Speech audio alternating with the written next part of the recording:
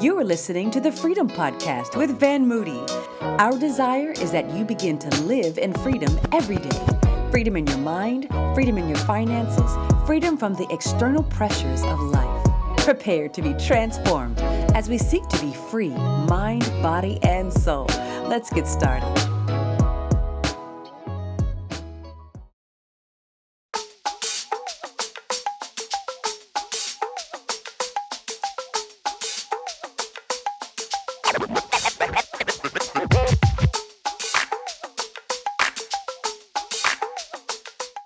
Hey friends, thanks for joining us on today's episode of the Freedom Podcast, the Fellowship Edition. Each and every month we cover a variety of topics that pertain to freedom, purpose, and fulfillment. But one of the areas that we are superiorly focused on, I think I just made that word up. I don't know, superiorly, maybe I did. But one of the areas that we really focus on is all things men, which is why our fellowship edition of this podcast is so significantly important. And I'm joined today by some of my close brothers because we're going to tackle a big topic on today's episode. First of all, I want to give a special shout out to all of our podcast friends, all of our podcast supporters. You may be a freedom funder, freedom champion. I want to say thank you for helping us to continue to curate this kind of content that adds a lot of value to the lives of people, brings change and healing and wholeness in a variety of ways. And I'm certain that our topic on today is going to do just that. We're going to talk about how to slay the dragon. This started some months ago when I was actually walking through the book of Ephesians. And when you get to Ephesians 5 and verse 3, it's kind of one of those verses that don't make for popular preaching and teaching, but it was extremely impactful when I began to study it. In Ephesians 5 and 3, Paul says, "But among you there must not be even a hint of sexual immorality or any kind of impurity or of greed, because these are improper for God's holy people." Yeah. And as I began to unpack this verse, I began to really understand that what Paul was dealing with here is the problem of sexual immorality. When you study the book of Ephesians, the background and context of Ephesus was that it was a church in a city that was saturated by things that pertain to all kinds of sex. And the background of that is the temple of Aphrodite. That was a prominent place in the city that people from all over the world would come to frequent. There were temple prostitutes. And the way that prostitution happened in Ephesus was through sex. And so Paul is writing to a church of believers that are wrestling with this background and context in the culture of sex, and more sex. And so when Paul is dealing with this in Ephesians 5 and 3, he talks about there shouldn't be even a hint of sexual immorality. And some translations say sexual immorality, other translations say fornication. But here's where the rubber meets the road. That word in the Greek is porneia. And porneia is the Greek word from which we get the English word pornography. And so in the Greek, this word porneia is an umbrella term that refers to any and all types of sexual sin. And so Paul is dealing with any and all types of sexual sin that's pervasive in the Ephesian church at that time. But guess what? It's extremely pervasive in the church today. We don't like to talk about it. Many of us, we will turn on our favorite preacher or go to our favorite church and we will look the part on the outside. But the big truth that nobody likes to tackle is that sexual sin is a big struggle for many believers. Some of these stats that I stumbled upon really just floored me. For example, for Christian men between the ages of 18 and 30 years old, 77% look at pornography at least monthly. 36% look at pornography on a daily basis. 32%, check this out, admit to being addicted to pornography. And another 12% think that they may be addicted. 87% of Christian women have watched pornography. And we don't talk about that, 11 is the average age that a child is first exposed to. And get this, 94% of children will see pornography by the age of 14. Here's another one. 70% of Christian youth pastors report that they've had at least one kid come up to them for help in dealing with pornography in the past 12 months. But here's the stat that really just floored me. The porn industry's annual revenue, check this out, is more than the NFL, the NBA, and the MLB combined. Crazy. Whoa. Yeah, y'all heard it right. So I got to say this again. The porn industry's annual revenue is more than the NFL, the NBA, and MLB, Major League Baseball, combined. Wow. And so when Paul deals with this issue, this is not an old, stale issue that's dated, to only exist during the days of the Bible. Like, this is a major issue today. And so when he talks about sexual immorality, he's talking about pornography.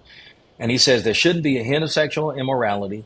And he says that it leads to impurity. That word impurity literally means uncleanness, which we know happens in a lot of places. I'm in Alabama. Some of my panelists are from different places. But, for an example, Alabama is one of the leading states in the U.S. with the highest rates of HIV infection, according to the CDC. Crazy. And so Paul says that this pornography, leads to impurity, and it also leads to, some translations say greed. This is all Ephesians 5:3. But the actual translation of that word greed is covetousness. A lot of people think when they read this that he's talking about like financial greed, but that's not what he's talking about. Covetousness is about the craving of your flesh. It's that insatiable desire. Like, you want it, you get it, and you want it so bad that you never get enough of it. And so Paul is literally saying that this is the hook of the dragon. It starts with sexual sin, porneia, leads to impurity, uncleanness, and then ends in this place of covetousness where our flesh is literally out of control. Now, I know some of you are like, but hold on, what's this whole notion about slaying the dragon? Well, think about it. When the enemy slithers in the Garden of Eden, he's a snake. But then when John has this revelation of the end times in the book of Revelation, John refers to him as a great dragon. So the question is, how in the world did the enemy go from being a snake to a great dragon? Well, the answer is somebody's been feeding him. Every time we feed our flesh, every time we sow to our flesh and give in to the cravings of our flesh, we are feeding this dragon. And so for so many people, their lives have been really controlled, hooked, by this dragon of our flesh being literally out of control. And for many people, it starts and stays with this issue of pornography. And so, the enemy is using porn in a great way to just destroy lots of believers. And it happens in a couple of different ways. It starts with your appetite, your flesh is craving something. And then here's the other reality. We have access. Everybody's got one of these. And that's the problem, because now more than ever, you can access pornography and things that we shouldn't be looking at in such an easy way. And what happens with access is it also comes with anonymity, because a lot of people do it in secret and they think, hey, nobody's going to know. It ain't going to hurt nobody. All of the stuff that people say to justify sowing to their flesh. And then lastly, it takes us into this place of atheism, because every time we indulge our appetite and take advantage of the easy access, we engage in atheism. And I know I lost some of y'all. And I'm like, what do you mean? Well, every time we sow to our flesh and engage in these steps to really, go down this road of pornography and all of the places it leads, when we do that, we're literally saying, I don't believe God. I don't believe that God's word is true. I don't believe that God's way is right. And when we do that, the dragon grows bigger and bigger and bigger in our lives. And this is a fire-breathing dragon. And so there are people who think, I can handle this. It's not a big deal. But the problem is that dragon's breathing fire, and families are getting burned, marriages are getting burned, kids are getting burned. Because a lot of people think that they can handle it and it's no big deal, but it is a big deal. It is absolutely a big deal. And so on today's episode, we're going to talk about how do you slay the dragon? Because I found that you need a couple things. You need people. You need people in your life to whom you can be accountable to. I'm so blessed by these men that are part of this podcast, because I do life with these brothers and they mean the world to me. But then you also need practices of faith. You got to replace porn and the activity of the dragon with things of God. And we're going to talk about that. And then you need the power of the Holy Spirit. Yes. Yeah. This is a part of what Zechariah is talking about when God says, not by might nor by power, but by my spirit. Like the only way to break some of these addictions to porn, and maybe it's an addiction to something else, is we need the power of the Holy Spirit. Yeah. So we're going to talk about that today. We're going to get into it. It is going down. So let me introduce my esteemed guests, my brothers from other mothers. Let me start with Pastor Jamar Jones, who is an extremely incredible leader. He serves as the executive pastor here at the Worship Center. He's an extraordinary producer, an extraordinary musician. He's produced and played with and played behind some of the greatest artists, at least in our generation. But greater than his musical talent, he's anointed and he's a great man of God. Let me also introduce you to Pastor Aaron Frazier, who is all that and then some, an amazing pastoral leader, an amazing preacher and speaker and voice, not only here at the Worship Center, but God is using he and his wife in some absolutely incredible ways. And then all the way, I can't say from the Bay, but all the way from LA, another brother from another mother, Pastor Warryn Campbell, super producer Warryn Campbell, Grammy Award winning artist Warryn Campbell, one half of the Mary Mary. Well, no, I guess you're the third in the Mary Mary combination. You're the other half of Erica Campbell. He is the husband of Erica Campbell, but he is my brother and pastoring an amazing church that, man, God's doing some amazing things through the California Worship Center. And so, man, thank y'all for being with me on today's podcast. I couldn't ask for a better panel or a better group for us to get into this topic, because I know all of us have been touched by this topic in some way, shape, or form, whether it's through pastoring, whether it's through personal experience. We know what this thing porn can do. And so thanks for y'all being here. So let's jump into it, man. I don't know where y'all want to start. But I don't know, maybe we can start with some personal challenges. Does this identify, y'all have any kind of identification with any of the stuff that I've been talking about? Absolutely. Absolutely. I mean, every man, I think, has an origin story when it comes to pornography. Wow. When it was introduced and that kind of thing. And for me, I saw glimpses of it here and there as a kid, 9 years old. The next door neighbor, there was some teenage kids over. They had like a magazine, and I Mm. saw a naked picture there, but that was like at their house. And then here and there, you would like be driving or riding your bike down the street, and you'll see a page of a magazine on the ground. You show it to your friends. And then there was something called the L.A. Express. It was a newspaper. It was Wow. a pornography newspaper that was free for, I think it was like, ads in there for like prostitutes, all kinds of stuff like that, right? Fast forward, my family moves from Los Angeles when I'm about 17, 16, 17 to the city of Chatsworth, which is like the hub of, that's where all the porn was made. And Wow. me and my boys would be on our bikes riding around, and we would see a movie being filmed. You could see it everywhere. It was Wow. literally all over the place. First time I actually seen porn was not on the tape. Not it wasn't. I peeked over in somebody's backyard, and they were filming a pornography at somebody's pool, and me and we could all see it. Mm. It was mind blowing. I didn't know what I was looking at. I was like, "What the heck?" And I saw the Oh my cameras. gosh. I said, "Oh my god, this is crazy!" Now realize we're in the pornography capital of the world, which was that area. That's why it was being filmed. And needless to say, that just changed my everything at 17 years old. Wow. The poorest person on earth is the person without faith. Humanity has been led to a critical crossroad, wondering if there is an alternative to the world as we have made it. In essence, a lot of people have simply stopped believing in anything or anyone. They have simply lost their faith in faith. While it is absolutely tragic to lose a job, to lose a spouse, to lose a child or home or business, these are not the greatest losses one can experience. The greatest loss in life is the loss of belief. When one loses the ability to believe, one loses both faith and hope. When hope is lost, purpose is canceled, and life is robbed of meaning. Belief is the raw material required for commitment, persistence, and faithfulness. No man or woman can live beyond their belief, for without faith, all hope is lost. As a person whose life has been radically transformed by genuine faith, Dr. Van Moody has a passion for helping people understand what real biblical faith is and why it's so important. If our belief is gone, our life shrinks because possibilities are limited and our expectations are low.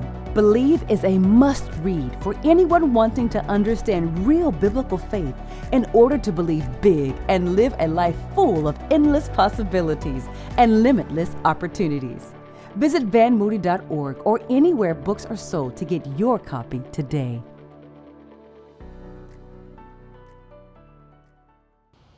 Well, when I think about origin, and I want to pick up on that, I and I guess I have a really, really good admission I'm about to make. Because I hadn't thought about origin until now, and what my Wow. first exposure was, it was actually at a church convention. Stop, man. Wow. Yeah, it was at a church convention, and back in the days, this like in the '80s, where they used to make all those announcements, stop watching all that stuff on TV, you know, because you would always have that one cousin Yep. who would Yep. come in, and I'll never forget, because I had to be maybe no more than 9, maybe 10 years old. I was young, so I'm at a church convention. You always want to hang out with the older musicians, and I had this one cousin. He made us all sit down. We were probably like 9, 10, 11. He's probably about 14, and he makes us actually watch a porno. Though At a Wow. church convention. we had a church convention though, like That's crazy. and I go and I reflect on that moment because I didn't know what I was looking at. Like I wasn't developed enough to, but what it was doing is it was planting a seed in my Yeah. mind. And as you See, kind of get older, then you like, oh, well, I remember that. Then you start, well, can you do that? Like, like you're already on the path to distortion. You yeah. Yes. it's already developed an appetite for something that's not even real. And you like, okay, you don't get the tenet of love and relationships. All it's just like, yo, it's a piece of flesh. Like, you see a girl as a piece of flesh. Like, and it all started Yep. at the Church of the Living God. Jesus. Wow. Mm. Yes, I sounds like we were all around the same age. Um, I was 10 at a friend's house, and they friend was a little older than me, by a couple of years. So if I'm 10, he was about to turn 13. Well, that's kind of a magic age for a lot of boys. And it was a sleepover, Yep. and they found a channel. I won't give them any publicity, but they found a channel on the television, and that was my first time. And I was like, I know I wasn't supposed to watch it, but I couldn't stop watching it. And Yep. so that actually was the beginning. That definitely, seed is the right word, because that began a seed for me going through high school. Definitely got into college. By the time I was in college, it was an active part of what I was doing. And so, you go to school, you might go out, you don't go out, you're in the room, and then you know what you're doing. And so, that became such a thing with me that actually I became addicted. So when I'm in my 20s, early 20s, rather than, experiencing and having trying to be around whatever young lady, I might have been trying to talk to or whatever, be in a relationship with, when that wasn't happening, it was full. And that was the thing where it was so strong because, and I knew better, but I didn't do better. It was like it was so strong that I was going. Sundays I was at church and I was serving and I was singing and playing and doing everything else that I knew to do. But then Sunday evening I knew where I was going to be, and that became a routine for my life. It really was a part of my life. I mean, it was a huge stronghold that God delivered me from. But it was something that was super active in my life. Yeah, and what's interesting about all of the different stories is this notion of this hook. I think all of us, like I remember the Pittmans, that lived down the street from me, and these were the kids in my neighborhood that I used to hang out with, but the stuff that they were doing, I mean, was that hook Mhm. that the enemy used to sow those seeds, whether we call it a hook, whether we call it a seed. I think that's what's so insidious about the enemy. The enemy will sow those seeds, or like a fisherman trying to catch a fish, put a little lure on the end, and then it's designed to just hook us ultimately so that we can be distorted in our view of women. You can't appropriately see women a certain way and have a healthy marriage, if you have a distorted image. But then also, I think the end result is just destruction, Mhm. whether Yeah. it's personal destruction, sexual destruction, destruction of families, destruction of the ability for us to be integrous as men. Yeah. I think that's the end result that the enemy often has in mind. And that's why I think these kind of conversations are so important, because you know, I don't know many environments where guys can come together and have these kind of real conversations that are designed to expose, the places where the enemy may be hiding in our lives, so that there can be real deliverance.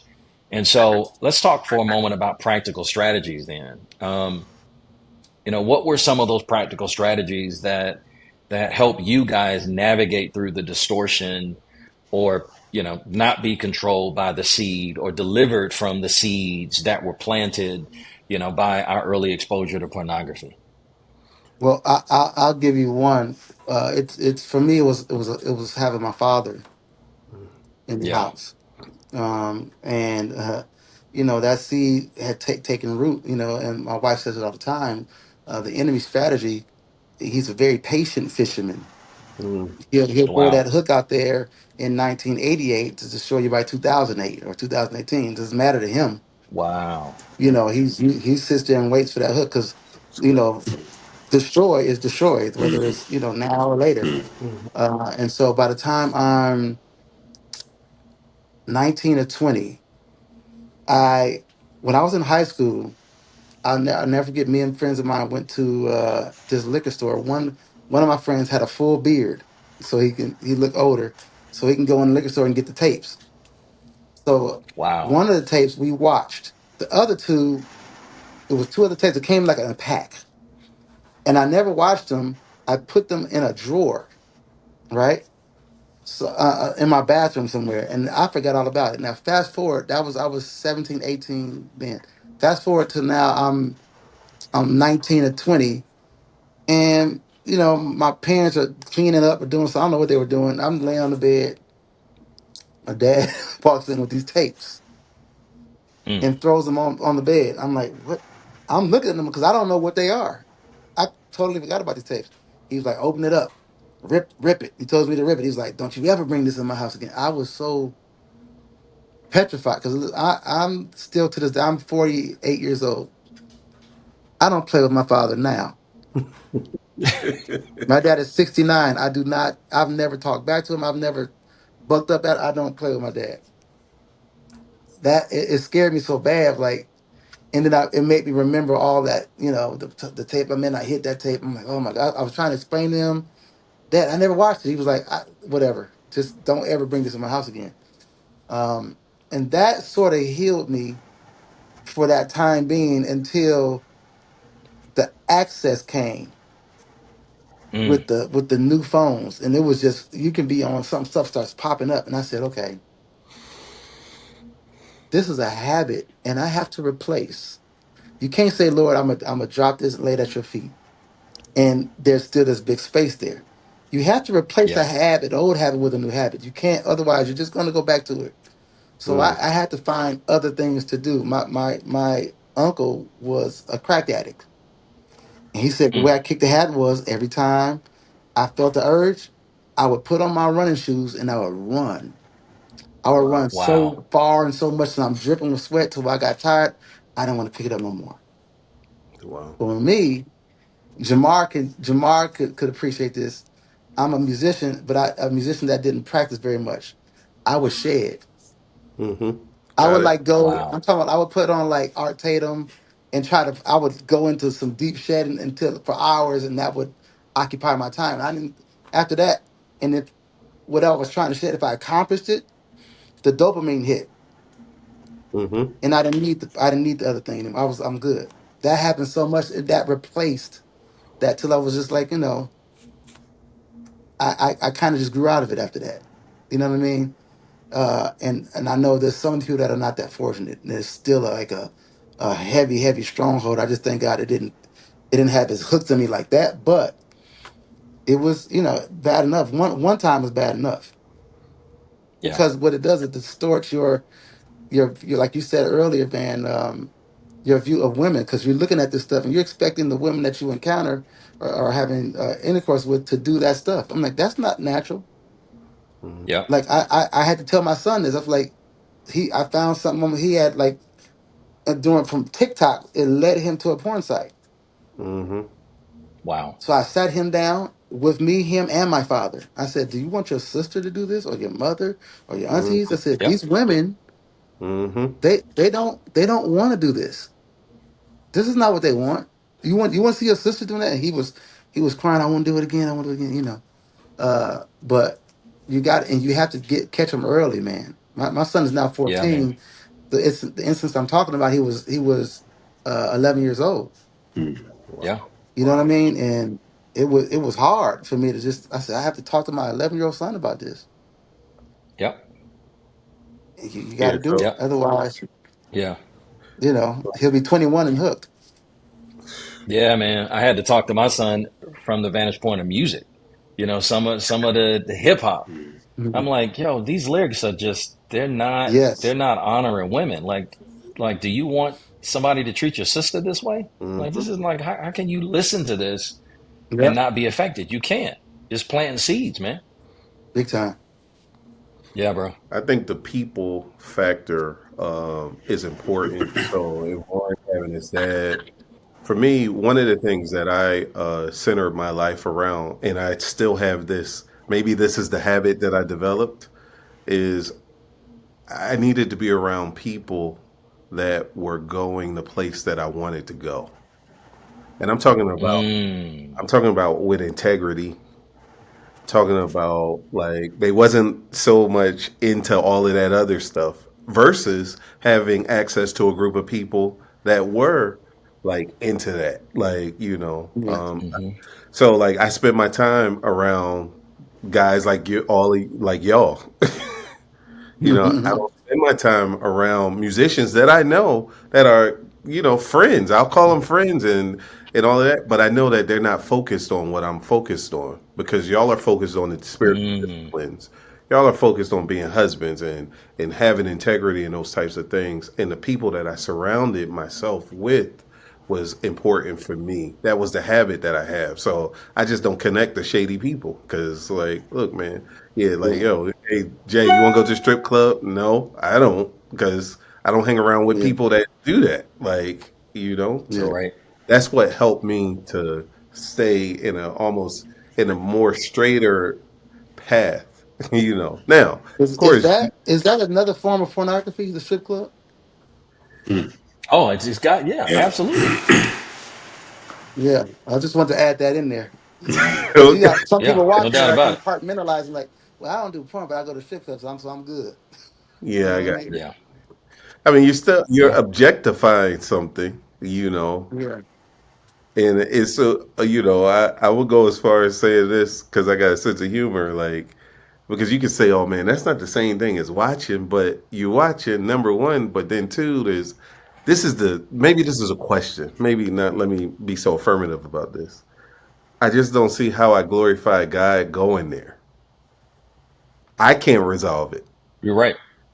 So, Well, here's the way that I think about it. It's like, watching a music video versus seeing them live. You know what I mean? Yeah. Mm-hmm.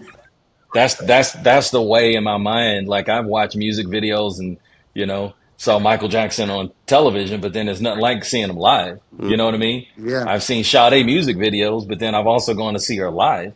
Which And one has more I think, impact? right, Yeah.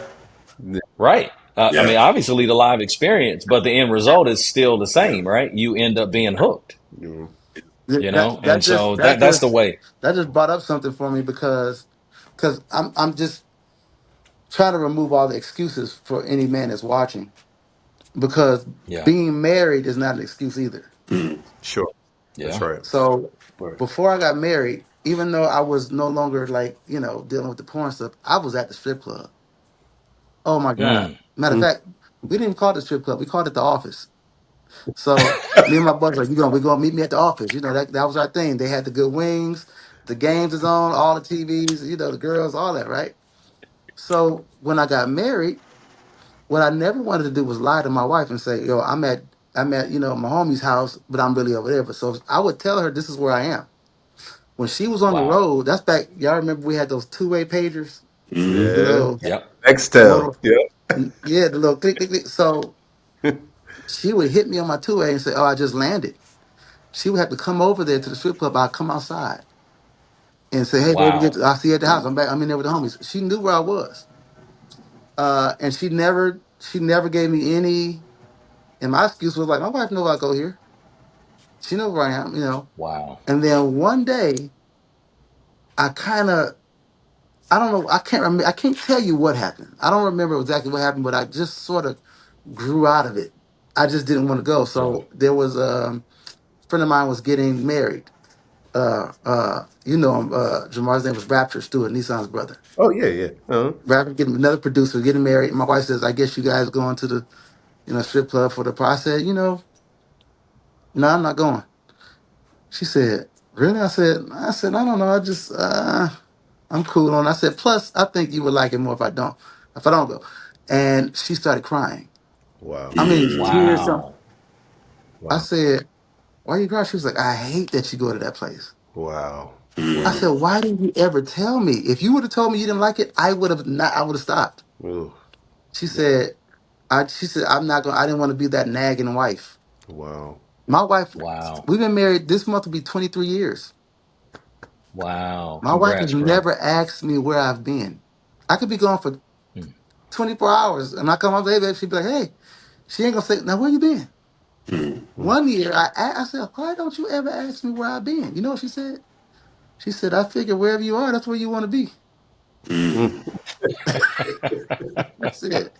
So the responsibility is still on me. I can't say because my wife is not saying or Yeah. don't go there, That's and right. she's cool with it. Mm. My wife is not my God. Mm-hmm. I Yeah. don't worship my wife. That's good. God Yeah. does Come on, not bro. approve. Yeah. Yeah. Yeah. You know what I'm saying? That's good stuff, man. Mm-hmm. Yeah. That's good stuff. Aaron, what about you, man? Practical strategies, that you found, effective, man, just in your path through You this. know, I told you, I was an addict. It was an occasional thing. It was, almost a scripted thing. And I told you also I was in church. So it wasn't that I didn't know the Lord. It wasn't that Mm-hmm. I didn't know better. What happened was I wanted to stop. I knew I was supposed to Mm. stop. But one of the things that people don't, you talk about the hook, but when the hook is in you, it's you can struggle to try to get away, but you're slowly know that you're getting closer and closer to the boat or to the shore, right? You're getting closer and closer to the one that's doing the reeling.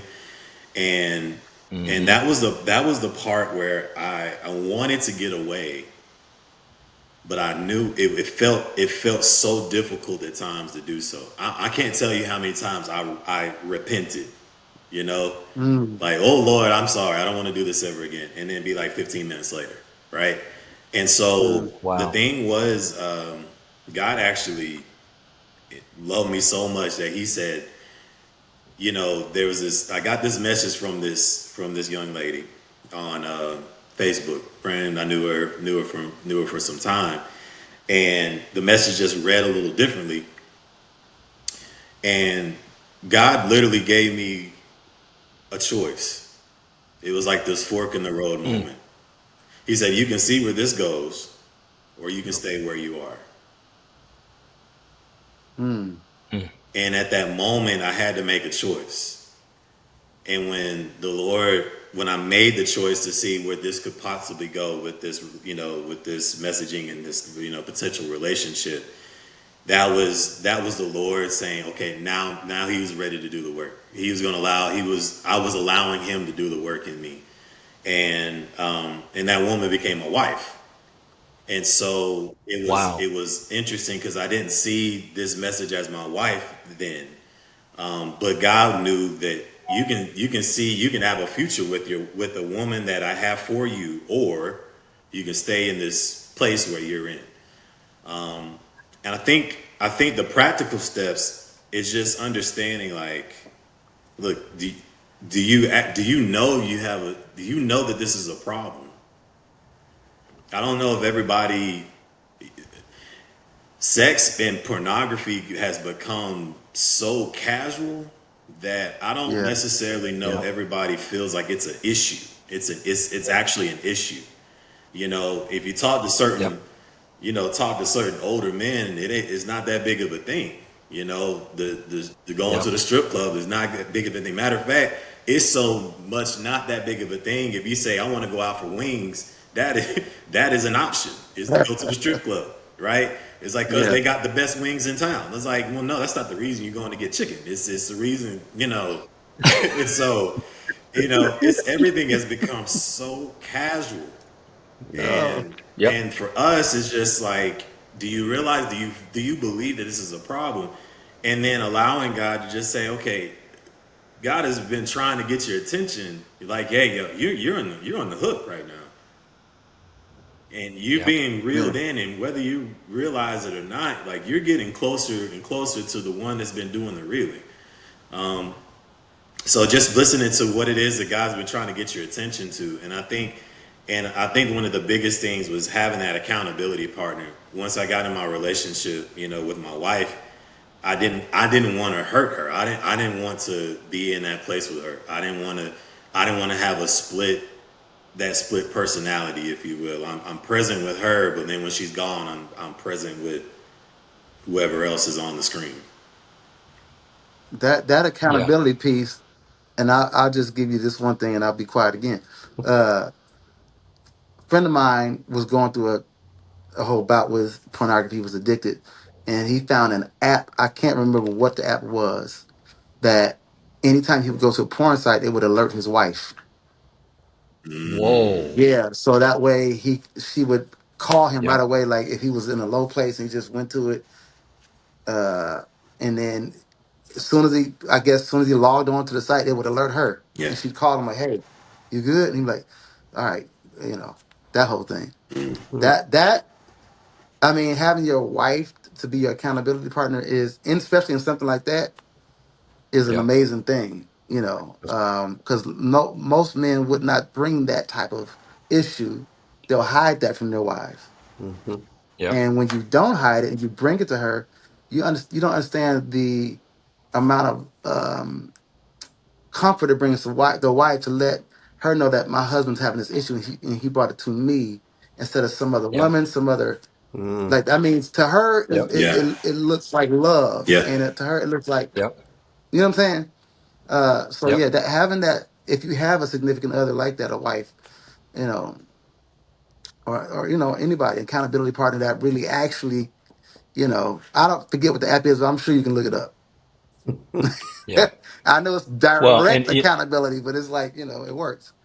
yeah. Well, and I think, the most important thing for me in this is whether your wife is your accountability partner or somebody else is, accountability is so important. Yeah, And I think first and foremost, when I hear all of our stories, I think what jumps out at me, there's several things that really jump out at me. Number one, the desire for us to be accountable to the Lord. Like, that's the thread that runs through a lot of our stories. This desire to like want to please God, which is one of the reasons why, I said earlier in the introduction, like you need the power of the Holy Spirit. Mm-hmm. And there are individuals that I know are listening to this that are struggling, and maybe not with pornography, maybe in other things, but ultimately I think you have to get to a place in your heart where you want to please him, Mm-hmm. because then all of the other excuses go out the window. Everybody's doing it, it's just casual, it's accepted. The question ultimately is God pleased? Yeah. Right.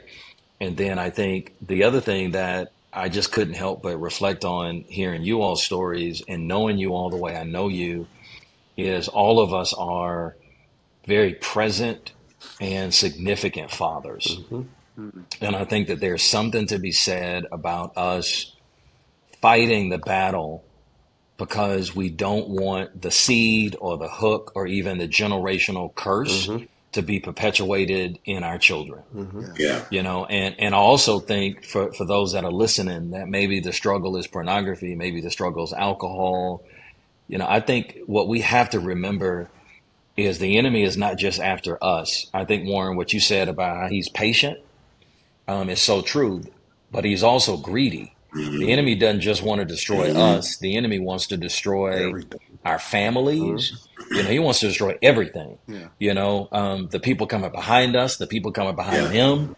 And I think, part of the responsibility of every man, and I know sometimes I can be real hardcore when it comes to men because I do feel like we have to shoulder that responsibility for our family and for the people coming behind us, no matter how hard it is.